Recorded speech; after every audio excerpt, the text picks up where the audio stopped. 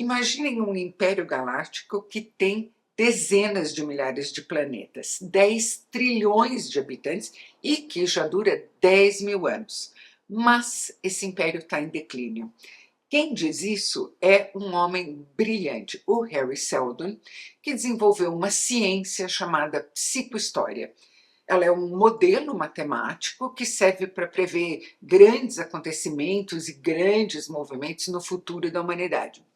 O Harry, que é interpretado por um ator que também ele é brilhante, o Jared Harris, refinou esse modelo até ele ficar quase infalível. E o que ele prevê é que o declínio do Império logo vai virar queda do Império. E essa queda vai trazer consigo um período de milhares de anos, dezenas de milhares de anos de trevas. Um período em que a humanidade vai regredir para a barbárie. O imperador, lógico, não curte muito essa previsão, não. De maneira que o Seldon, para sobreviver, escapar da execução, se exila em um planeta super remoto, lá na beirada da galáxia, onde ele vai estabelecer o que ele chama de fundação. Ele vai reunir enciclopedistas, cientistas, vai compilar e consolidar todo o conhecimento humano para abreviar esse período de trevas para só 1000 anos. Ou pelo menos esse é o que parece ser o plano do Harry. Ele é uma pessoa muito afeita a controlar o quanto de informação ele dá para os outros. E mesmo que esses outros sejam, por exemplo, a discípula mais essencial dele para o plano da psicohistória, a Gale Dornick, que é interpretada pela Lou Lobel. E isso é só o comecinho, mas só o comecinho mesmo. Quando eu fiz o vídeo sobre a primeira temporada de Fundação, a série da Apple TV Plus, eu percebi uma coisa interessante. Entre as pessoas que comentaram o vídeo no canal, uma parte adorou a série, outra parte detestou. Foi difícil achar um meio termo ali. Eu compreendo perfeitamente que isso aconteça. Para quem é leitor de ficção científica, a série Fundação do Isaac Asimov muito provavelmente é uma leitura formativa. E a gente costuma se apegar muito a esse tipo de experiência. Ou seja, uma parte dos leitores de Asimov, pelo menos, naturalmente iria rejeitar aquilo que a série faz para tornar esses livros adaptáveis. Eu disse naquele primeiro vídeo e vou repetir agora que a segunda temporada já está entrando em episódios semanais na Apple TV Plus. Fundação é aquilo que a gente costuma descrever como uma matéria-prima intratável. Cobre 1000 anos de história e o Asimov foi sempre muito mais interessado em ideias, conceitos, proposições científicas e históricas do que em convenções narrativas. Aquelas coisinhas que a gente costuma chamar de trama, desenvolvimento de personagem e por aí vai. Nos livros, então, os personagens entram, alguma coisa acontece, e daí a gente salta 100 anos, 200 anos, 300 anos. E tudo aquilo que fica entre um salto temporal e outro, o Asimov não descreve. Ele só enuncia, indica, refere. Então, os personagens somem de vista e são trocados por outros diversas vezes. As ambientações mudam, as tramas mudam. Adaptar uma série nesses termos é possível, tudo é possível. O difícil ia ser achar alguém que quisesse bancar essa série hipotética, em que os personagens, e muito importante, os atores são trocados a toda hora. A plateia não gosta disso. Mas isso eu vou deixar para quem fez a série explicar.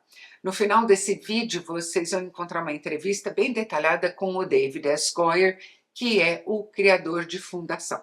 O Goyer é roteirista, entre muitas outras coisas, da trilogia Cavaleiro das Trevas e do jogo Call of Duty, olha só. E é produtor, entre vários outros títulos, de Batman vs Superman e da série Sandman. Então, ele é alguém que entrou nessa empreitada de olhos bem abertos. Ele sabia os desafios que ele tinha pela frente e ele sabia das possíveis reações ao trabalho que ele está fazendo aqui, que é o trabalho de imaginar tudo aquilo que o Asimov não descreveu. Muito importante também nesse caso é o trabalho de manter em cena, achar truques para manter em cena os personagens que a gente conhece no início por muito mais tempo do que uma adaptação tal e qual deixaria ele fazer. É importante dizer que o Asimov se inspirou, quando ele escreveu Fundação, em um clássico da historiografia do século XVIII que se chama O Declínio e a Queda do Império Romano. E a questão que preocupava ele justamente era essa, a da formação de impérios, aquela concentração de poder exorbitante e o ressentimento que ela provoca em quem é joguete desse poder ou em quem está à margem dele e é negligenciado por ele. Tem outros temas muito atuais aqui também: fundamentalismo religioso, manipulação genética, inteligência artificial, e esse, aliás, é um tema em que o Asimov foi pioneiro. Ele tratou da robótica de uma maneira tão inédita, tão perspicaz, tão revolucionária mesmo, que mudou completamente a percepção que a gente tem desse tema. Nessa segunda temporada de Fundação, a gente já está uns 100 e tantos anos adiante do que aconteceu na primeira, mas a gente continua na companhia do Harry Seldon, da Salvor Harding, uma das minhas personagens preferidas. Eu adoro a atriz também, a Leah Harvey. Ela é a guardiã militar da primeira fase da Fundação. A gente continua também com a Gayle Dornick, que é a discípula do Harry Seldon, e a gente continua com o Imperador, porque vai continuar sempre, já que ele é um clone já há 18 gerações. O engraçado é que quem faz o Imperador na versão de comando dele, chamada Dia, é o Lee Pace. O Lee Pace é um amor de pessoa, mas, curiosamente, ele é especialista nesses personagens petulantes, arrogantes, pernósticos. Outra boa companhia em que a gente continua aqui, provavelmente vai continuar há muito tempo, espero, é a da personagem mais intrigante de todas, a Demerzel. A Demerzel é o último robô da galáxia. Ela é a companheira, mentora, amante, mãe, tudo muito estranho, do Imperador. E ela é interpretada por uma atriz ótima, a Laura Byrne, que é finlandesa. Como, claro, a saga continua se expandindo nessa segunda temporada, tem outros personagens novos aqui, e alguns deles eu achei interessantíssimos. Eu gostei particularmente dos 2 sacerdotes de uma religião que foi fundada em nome do Harry Seldon, que ironia, né? E que são vividos por 2 atores que eu achei irresistíveis, a minha xará, Isabella Loughlin, e o Kulvinder Gill. E eu adorei também um personagem que se chama Hober Mallow. Ele é uma espécie de Han Solo, que é aventureiro, trapaceiro, que entra na história e dá uma leveza, dá um humor assim, muito inesperados para ela. E o mérito é bastante do ator o Dmitry Leônidas, que eu não conhecia, mas de quem eu fiquei gostando muito. Não vou mentir, Fundação tem irregularidades. Eu continuo achando que certos núcleos, por exemplo, o Império, tem uma cara meio de alegoria de desfile de carnaval, embora a produção toda seja super bem cuidada, caríssima em todos os núcleos. Também acho que nem sempre a distribuição de tempo entre os núcleos e a maneira como a série se move entre eles é sempre a melhor possível. Às vezes você fica pouco com um núcleo que você gosta muito e passa tempo demais no núcleo que você está achando meio aborrecido. Mas eu diria que esses são pormenores, tá? Diante de um trabalho gigantesco, que é domar esse material. Até aqui, Fundação nunca tinha sido adaptada, embora seja imensamente popular. E tem um bom motivo para isso. É difícil pra caramba. E agora ouçam o David S. Goyer falando sobre fazer a série. Hello, David. Such a pleasure to be here with you. And, well, you have in both scope and impact one of the most impressive resumes out there. And instead of patting yourself on the back, you decided to go and crack that very, very tough nut that is Foundation. So Why? Why? Why didn't I rest on my laurels? Yes. No, I know. It would be boring. It would be fun. I mean, be boring. it would, you know, as you progress in your career, you want to challenge yourself. And previously, I'd been offered the opportunity to adapt Foundation twice in my career before, both times as features. And I didn't think the show could be, or the Foundation could be adapted even to a trilogy of films. I didn't think it was possible. And even as a streaming show, it's a big task. Yes. And it's. I remember when the proposition first came across my way. I was working with Skydance, and I was working on the previous Terminator film with James Cameron. And Yes. David Ellison walked into the room and said, "Foundation is in play. Are you interested?" And I remember James Cameron said to me, "Oof, Foundation, that one's really hard." And I thought, oh, if James Cameron thinks it's hard, Yes. That should be a red maybe flag. I should run the other way. But I thought, oh, it'll be interesting. It's certainly interesting, but it's a lot of work, isn't it? Because Asimov didn't really bother to color inside the lines. No.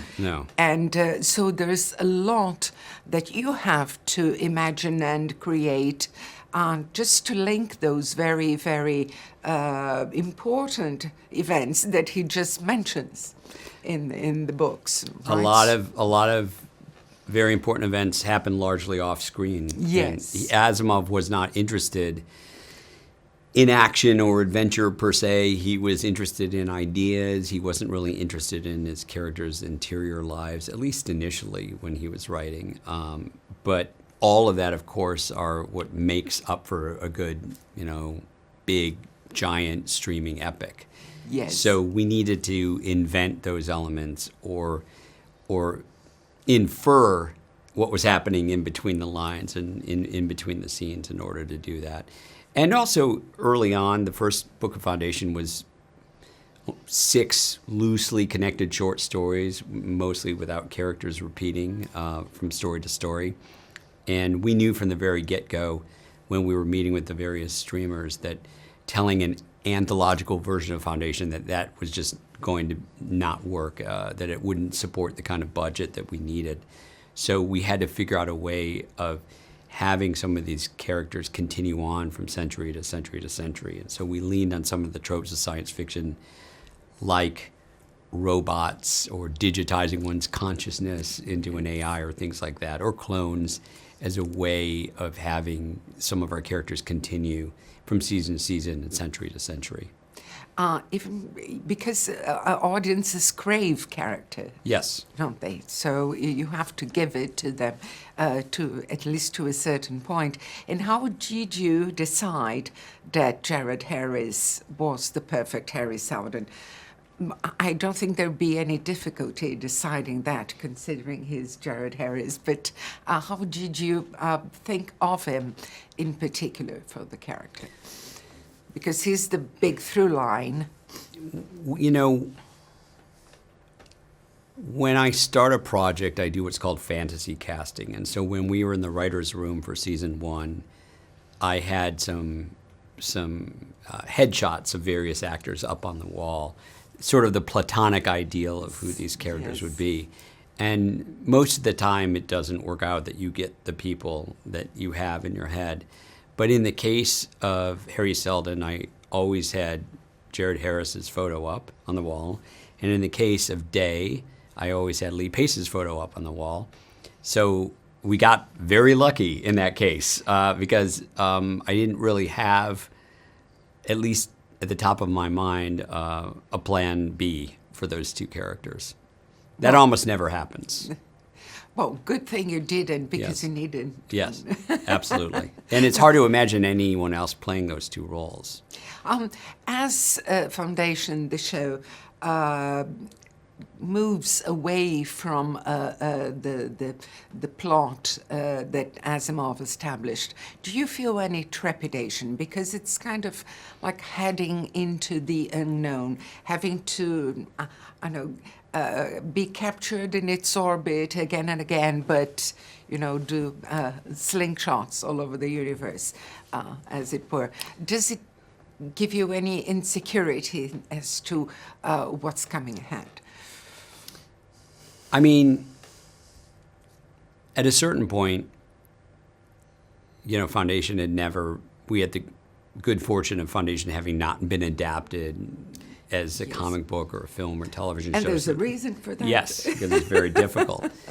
But at a certain point, if you look at a lot of the great adaptations, whether it be Handmaid's Tale, right, or Game of Thrones, at a certain point, the show becomes a separate entity from the source material, and things take on a life of their own, and certain characters pop that you didn't imagine would pop, or actors pop that you didn't imagine would pop, and it takes on its own kind of gravitational force.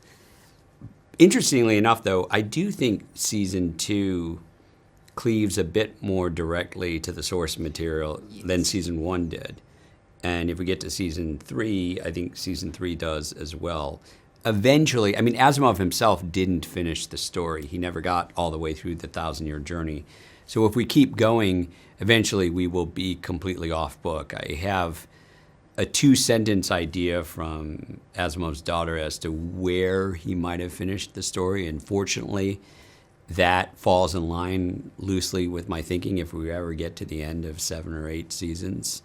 But eventually we are going to have to be off script in terms of where Asimov was.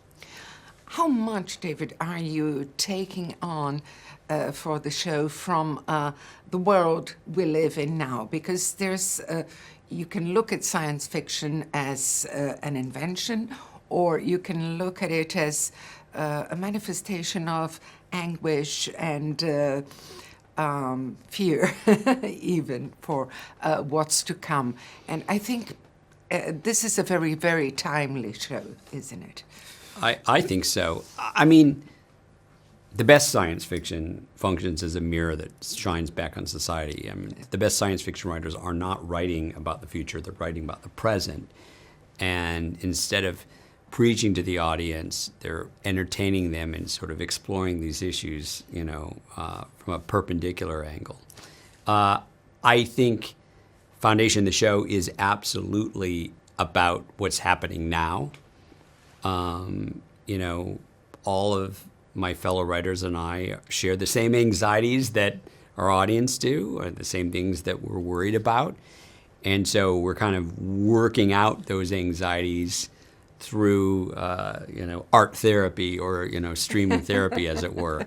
But yeah, of course we're talking about what's happening now. Yes. Great science fiction always did. And, events haven't even overtaken you. Absolutely. I mean, I didn't imagine, when Asimov was first writing Foundation, it was in the shadow of the Cold War, and it feels like we're sort of hurtling back into the Cold War all of a sudden again. Yeah. And this happened after we'd already written season 2. But here we are again, and it seems like we're repeating the same cycle. He was someone whose life bumped into empires, as well, most of our lives do. Russian Empire, and then the Soviet Union, and then the Cold War and everything.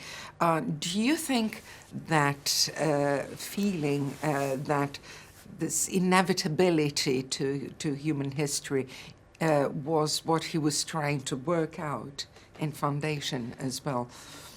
Without question. I read a couple of autobiographies, and his family were Jewish, and they had fled Europe, and they'd certainly seen a lot of persecution.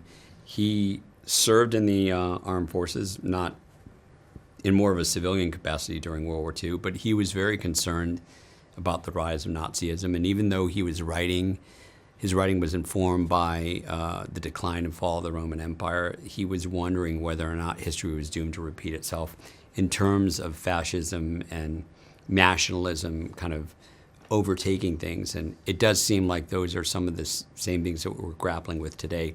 We know the playbook, and the question is whether or not we can resist some of that playbook and not find ourselves in the same situation, which hopefully we won't. Hopefully, and hope. Okay, sorry.